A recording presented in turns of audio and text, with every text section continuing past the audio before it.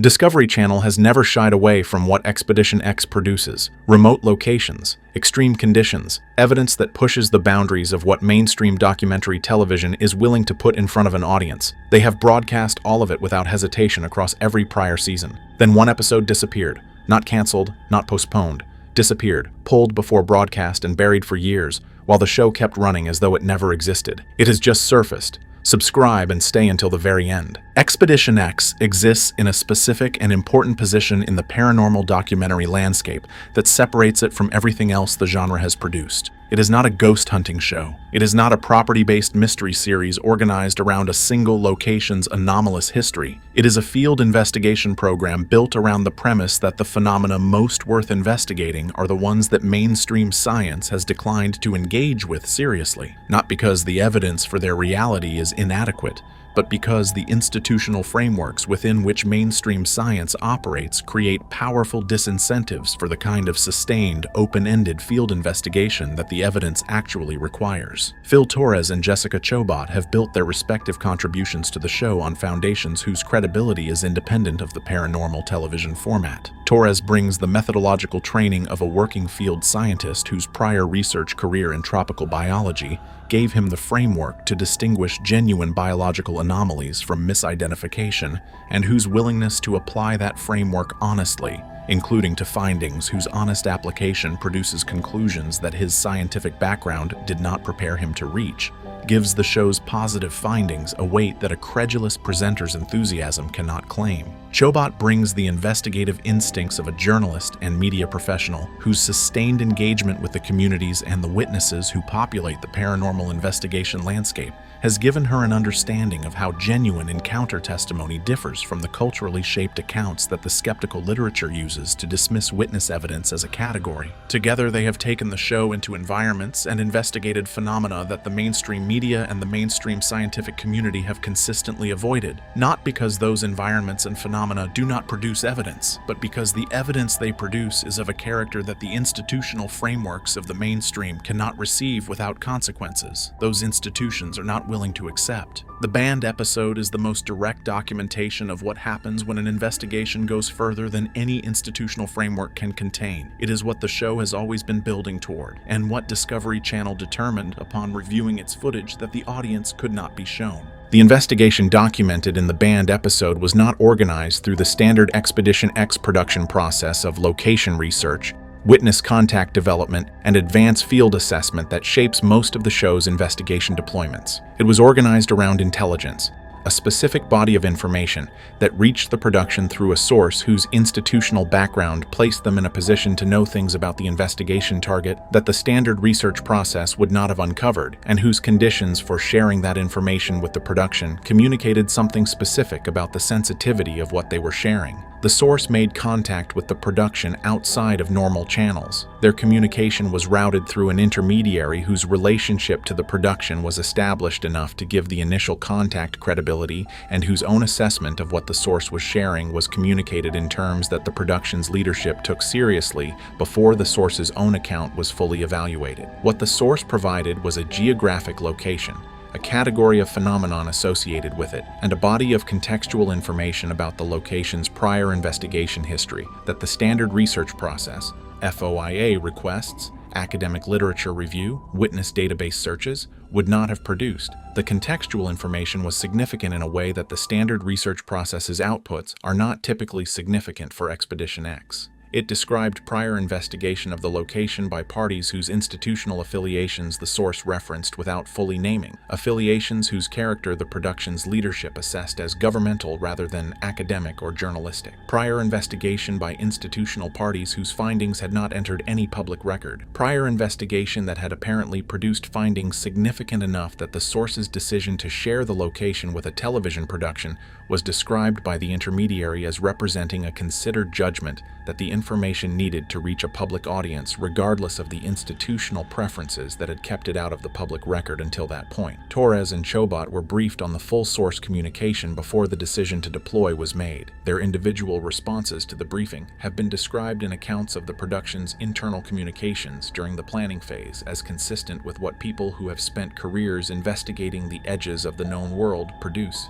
When they encounter something that suggests the edges are closer to the center than they had previously understood, they decided to go. What they found when they got there is what Discovery Channel has spent years making sure nobody saw. The location investigated in the banned episode has a documented history of anomalous activity that the Expedition X research team was able to partially reconstruct from the public record before the investigation deployed. Partially because the most significant elements of the location's investigation history are not in the public record and were accessed only through the source communication that organized the investigation in the first place. What the public record portion of the research produced was consistent enough across independent sources and specific enough in its behavioral descriptions to establish the location as genuinely anomalous before the source's contextual information was added. Witness accounts from the surrounding community spanning multiple decades described phenomenon at the location with a consistency across independent observers, separated by significant spans of time that the cultural transmission explanation, one witness influencing another's account through shared cultural narrative, could not account for. The accounts were too specific, too behaviorally detailed, and too consistent across observers who had no documented connection to each other to be products of shared mythology rather than shared observation. The indigenous traditions of the communities whose ancestral territory includes the location described it in terms whose practical specificity, behavioral instructions about how to relate to the location, specific seasonal patterns of activity, particular physical features of the terrain whose anomalous character was treated as established fact rather than cultural embellishment, indicated a body of accumulated observational knowledge rather than a body of mythology.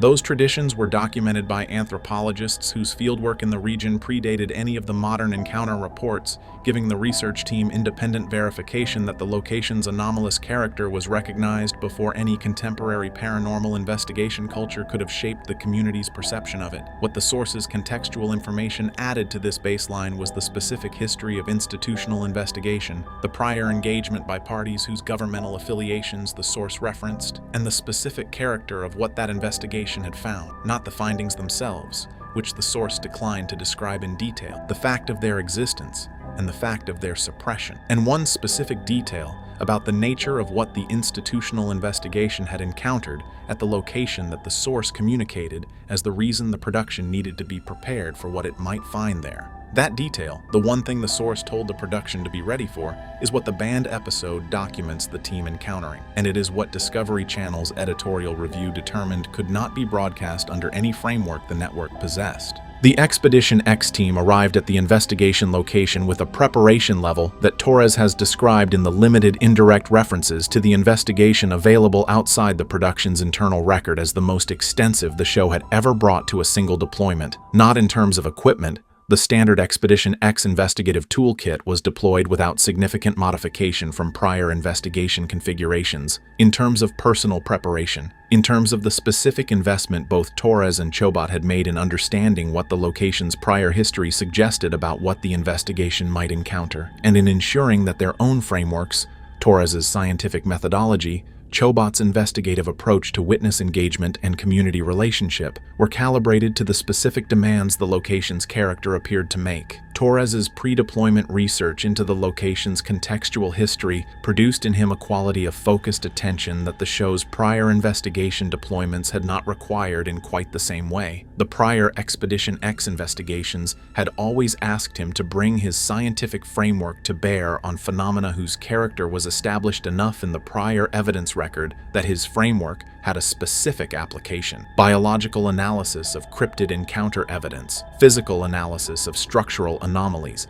environmental analysis of atmospheric or geological explanations for reported phenomenon. The banned episode location asked him to bring his scientific framework to bear on something whose character the prior evidence record had established was outside the range that the framework was designed to address. That demand, the demand to apply rigorous scientific methodology to a phenomenon whose character appeared to exceed the methodology's explanatory reach, is the specific professional challenge that the banned episode investigation represented for Torres, and that accounts for the quality of his engagement with it that the people who have reviewed the episode's footage have described with consistency. He did not respond to that challenge by softening his methodology. He applied it with the full rigor his training had produced. What the rigor produced in the specific conditions the location created is what makes the banned episode significant in a way that prior Expedition X investigations, extraordinary as many of them were, did not achieve. The methodology met the phenomenon at full strength, and the phenomenon exceeded the methodology in a way that the cameras documented completely. The investigation's first active session produced evidence across multiple independent categories that the Expedition X team documented with the systematic rigor that Torres's scientific framework demanded, and whose combined significance the team processed in real time with the quality of controlled professional attention that their individual expertise and their collective field experience had developed. The environmental baseline established during the investigation's opening phase identified characteristics of the location's physical environment that departed from the reference data the team had prepared from the available geological and atmospheric literature for the region. The electromagnetic field readings across the location showed a pattern of elevation whose geographic distribution corresponded to specific features of the terrain that the prior witness accounts had consistently identified as the focal points of the location's most intense reported activity, a correspondence that established a connection between the historically active zones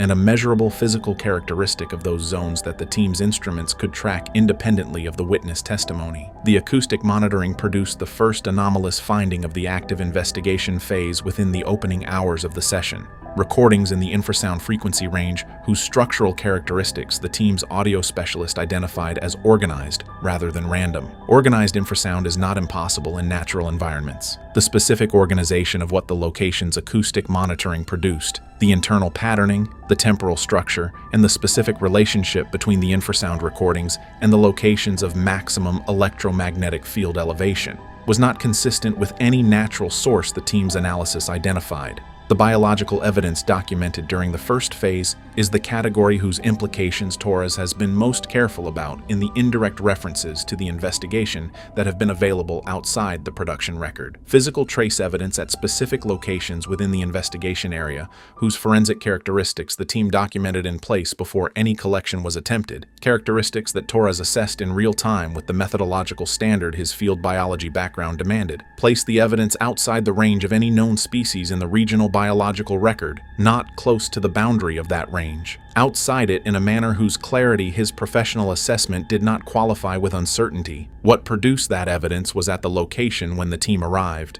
The first phase established that. What the second phase established was something whose documentation is what the banned episode contains, and whose contents Discovery Channel determined the audience could not be shown. The specific sequence of events during the investigation's second phase that produced the footage Discovery Channel reviewed and removed from every accessible production archive is the centerpiece of what the banned episode contains and the element of the surfaced footage that has been described by the people who have reviewed it with a consistency whose specific character communicates more about what the footage shows than any direct description the review subjects have been willing to provide. The sequence begins with a change in the investigation's environmental monitoring data that the team detected in real time during the second active session, a change that Torres's scientific framework identified immediately as significant, and that Chobot's investigative instinct registered simultaneously in the behavioral shift it produced in the location's surrounding environment. The electromagnetic field readings across the monitoring network underwent a reorganization whose speed and whose geographic pattern the team's technical specialist characterized in the session's real-time communication record as unlike anything in the prior investigation's baseline data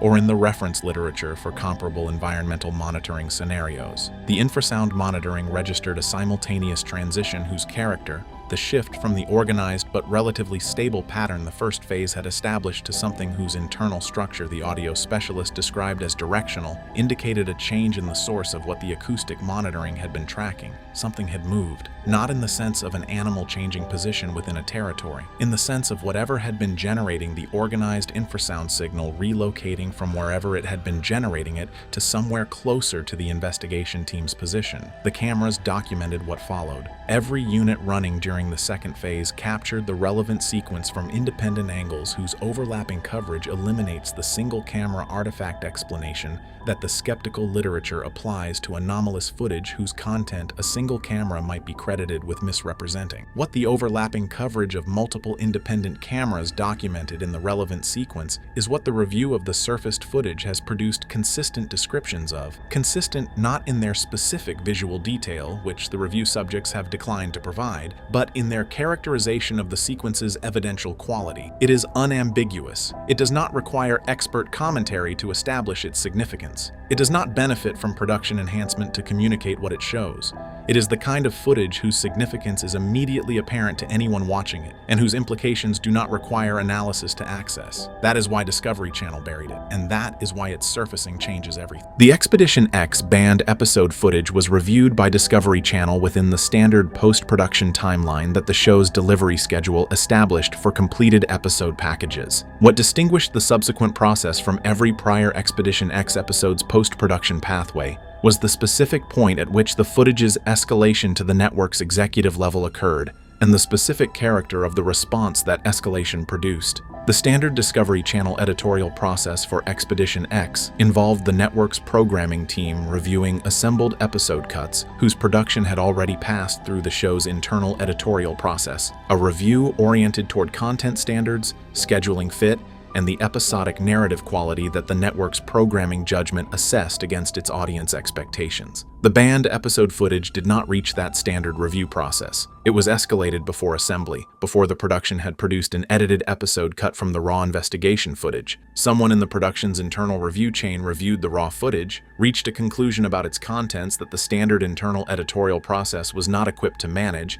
and escalated to the network's executive level before the normal post-production workflow had advanced to the assembly stage. The network's response to the escalation was made at an organizational level whose involvement in the editorial decisions of individual Expedition X episodes had no prior precedent in the show's production history. The decision was not made by the programming executives whose standard role in the network's relationship with the show gave them authority over content and scheduling decisions. It was made above them by people whose organizational position indicated that the decision was being treated as something other than a programming content call. What the decision communicated, the instruction that came back to the production, the specific terms in which the footage's suppression was mandated, and the speed with which the instruction was delivered relative to the escalation that triggered it, is what Torres and Chobot received as the official account of why the episode would not be broadcast. Neither of them has publicly characterized the official account as adequate to what the footage contained. Their silence about the investigation in the years since the suppression decision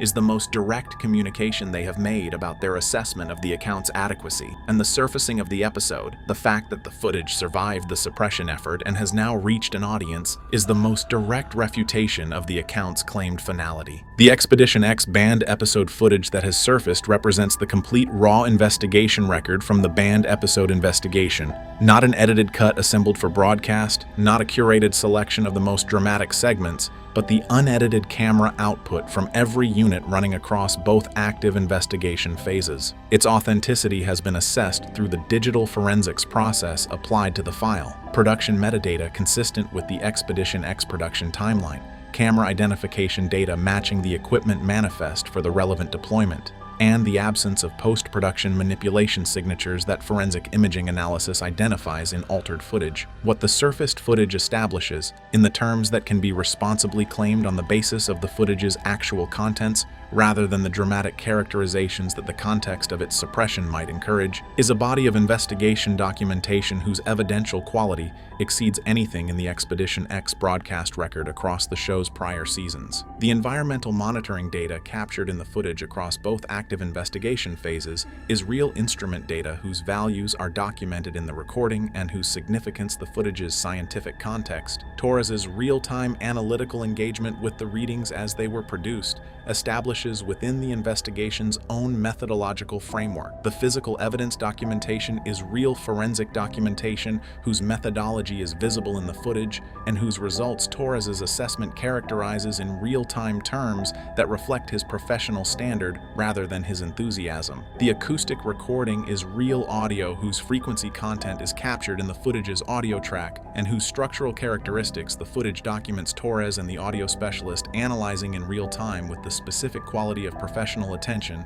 that significant findings produce in people whose careers have been built on the rigorous assessment of exactly this category of data. And the visual documentation of what the cameras captured during the second phase's relevant sequence is real footage, confirmed authentic by forensic analysis, captured by multiple independent units whose overlapping coverage eliminates artifact explanation, and documented in conditions whose clarity the prior Expedition X broadcast record has not matched in any investigation the show has previously conducted. What the footage does not establish, what the responsible characterization of its contents cannot claim on the basis of what it shows, is a conclusion about the nature of what it documents. That conclusion requires analysis that the footage enables but does not itself contain. The analysis is ongoing. The footage is now available to support it. Discovery Channel built Expedition X around the premise that the phenomena most worth investigating are the ones mainstream science has declined to engage with. Phil Torres and Jessica Chobot spent seasons proving that premise correct. The banned episode is where the premise arrived at its destination, where the investigation went further than any institutional framework could contain, and the cameras documented what was waiting there with a clarity and a completeness that the prior broadcast record has never matched.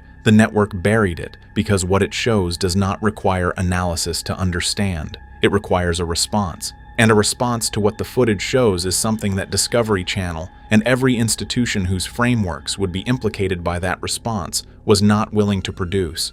The footage has now surfaced. The forensics confirm it is real. The investigation that produced it was conducted by people whose credibility is independent of the paranormal television format, and what the cameras documented during the second phase of that investigation, across multiple independent units, in conditions whose clarity the suppression effort was apparently designed to prevent from becoming permanent, is now available to everyone the suppression was designed to keep it from. The analysis is ongoing. The footage is no longer buried. What it shows has been waiting to be seen. It has now been seen.